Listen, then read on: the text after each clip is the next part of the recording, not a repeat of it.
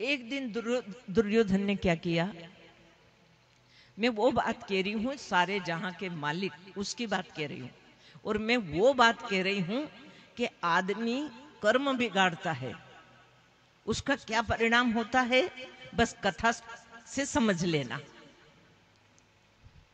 ये रोज रोज ईर्षा और जलन इसको होती है। तो एक दिन इसने क्या किया, बड़ा प्यार करता है।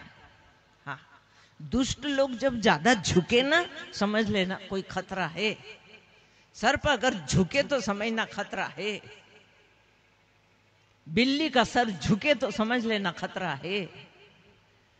अंकुश झुके तो समझना खतरा है। तो ये बड़ा प्यार करने लगा और बड़ा मीठा बोलने लगा, बहुत मीठा बोलने लगा। मीठा बोलना तो बहुत अच्छा है, लेकिन कपट से मीठा बोलना वो अच्छा नहीं है। भीतर क्या बाहर क्या।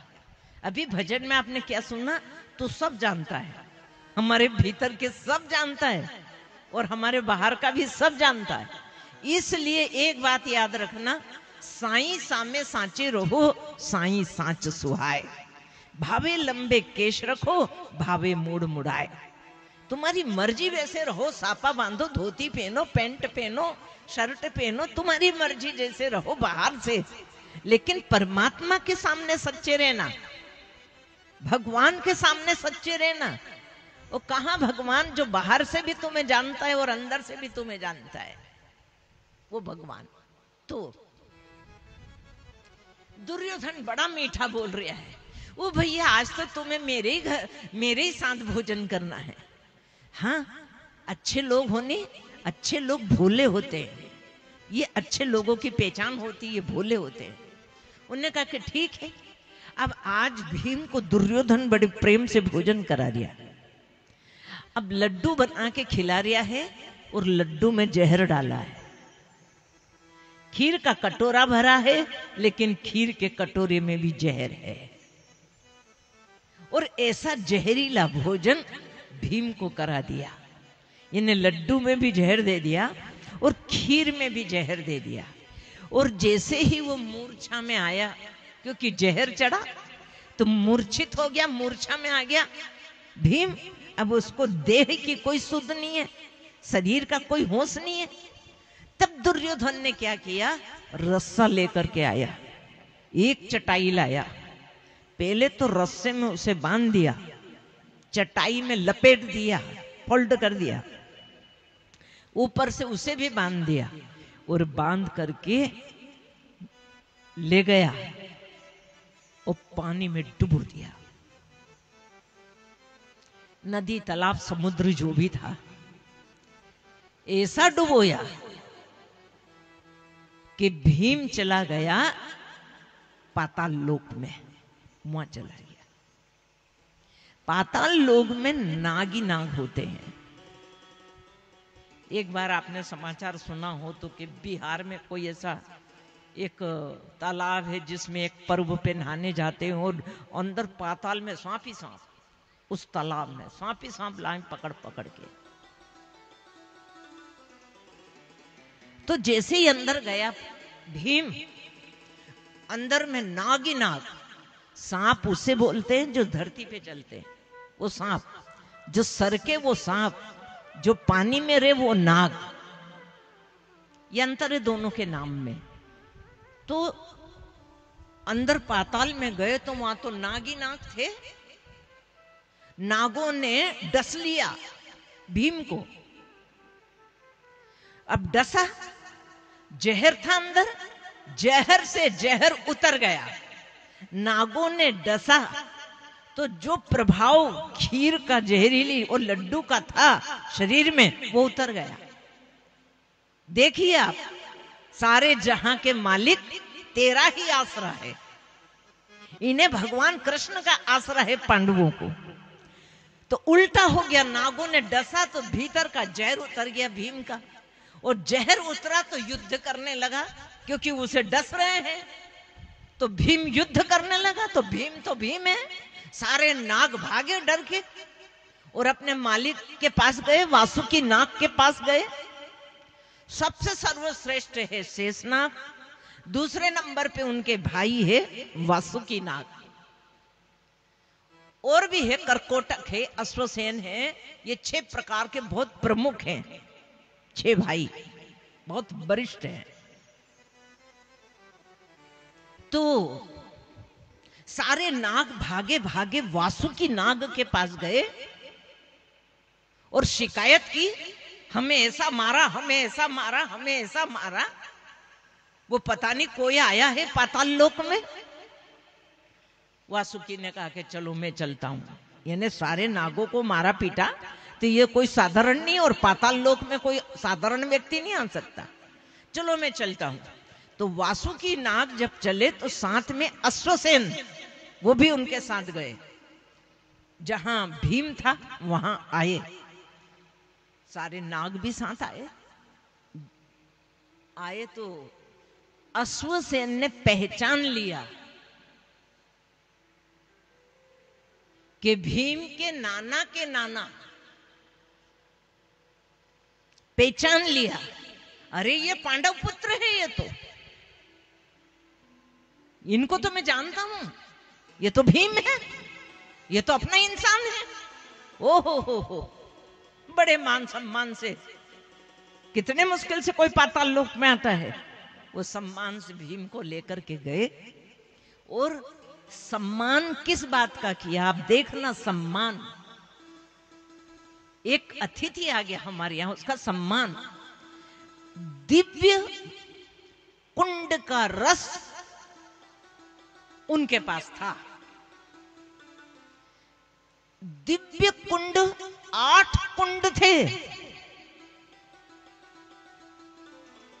भीम के सम्मान में उन्होंने एक एक कुंड करके वो दिव्य रस, 8 कुंड का रस भीम को पिला दिया।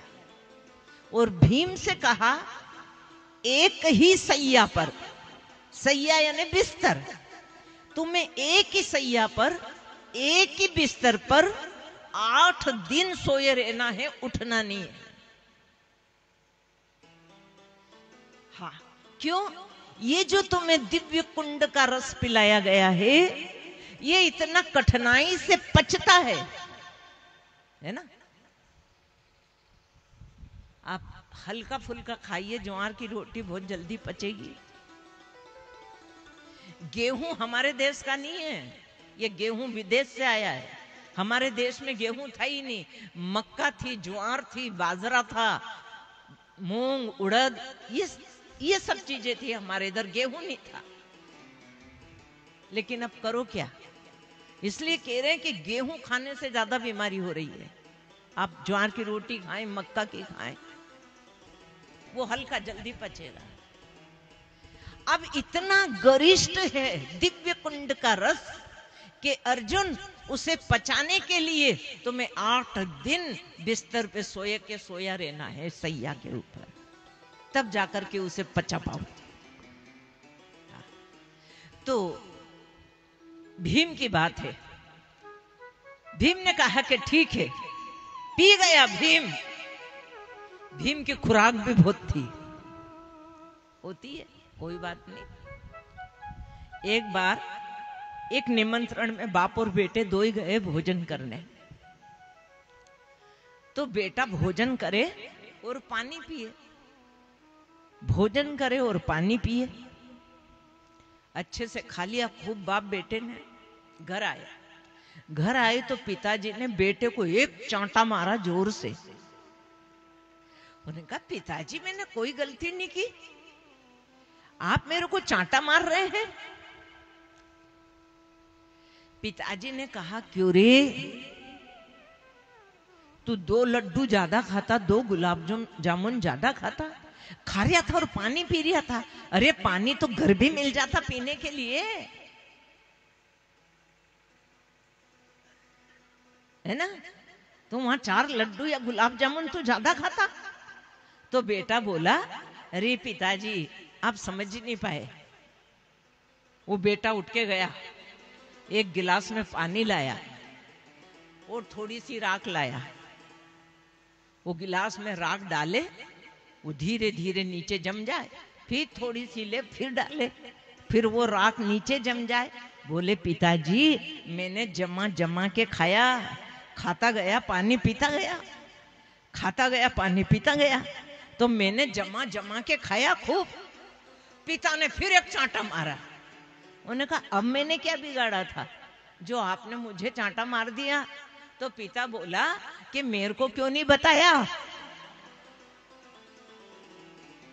मूर्ख, मुझे भी बता देता ना वहां, तो मैं 4 गुलाब जामुन और ज्यादा खाता। इसलिए भीम की अलग बात है, कोई जीते हैं केवल खाने के लिए, और जो साधक लोग होते हैं, संत लोग होते हैं, वो खाते हैं केवल जीने के लिए, बस काम चल जाए, काम चल जाए। समझ में बात आ गई? कोई जीते खाने के लिए, और कोई खाता ही इसलिए है ये जान बच जाए, चल जाए मामला, बस। देखिए ये विषय है, ये तो आप जहां भी है, और अपने तो नी खाएं उधर भी मत जाओ, और खूब खाएं उधर भी मत जाओ, आप तो बीच में रहो। आवश्यकता लगती है जिसको जितनी, आप उतना लीजिए, बस। हमेशा अति पे मत जाना। जहां तुम किसी भी बात पे अति पे गए कि तुम्हारी इति हुई, खेल खत्म, तुम्हारा खेल खत्म। कभी भी अति मत करना, काय की भी, दारू पीने की भी, भोग की भी, किसी चीज की अति मत करना, मध्यम रास्ता अपनाना। वीणा के तार को इतना मत कसो कि स्वर ना निकले, और वीणा के तार को इतना ढीला मत छोड़ो कि स्वर ना निकले। वो घास को भारो लाओ ने जंगल से, पूला, पहला तो पूला काटिया, फिर पूला को बांध्यो गट्ठो भारो। भारा इतना कसके भी मत बांधो कि रस्सी टूट जाए, वहां रास्ता में टूट गई, सारा भारा बिखर जाएगा। भारे को इतना कसके मत बांधो कि रस्सी टूट जाए, और भारा इतना ढीला मत बांधो कि रास्ता में पुला सरक जाए, खिसक जाए, है नहीं? घर गृहस्थी में छोटी मोटी लड़ाई होती है, कोई बात नहीं, ऐसे मत लड़ो कि रस्सी टूट जाए, तुम्हारे संबंध बिगड़ जाए, और इतनी ढील भी मत दो कि औलादे बिगड़ जाए। हाँ, और गांव में भी ऐसे मत लड़ो रस्सी टूट जाए, और इतनी ढील मत दो कि गांव में अराजकता आ जाए। एक ने बुरा रास्ता अपनाया, दूसरा भी वैसे ही चल पड़ा, तीसरा भी, सारा गांव बिगड़ जाएगा।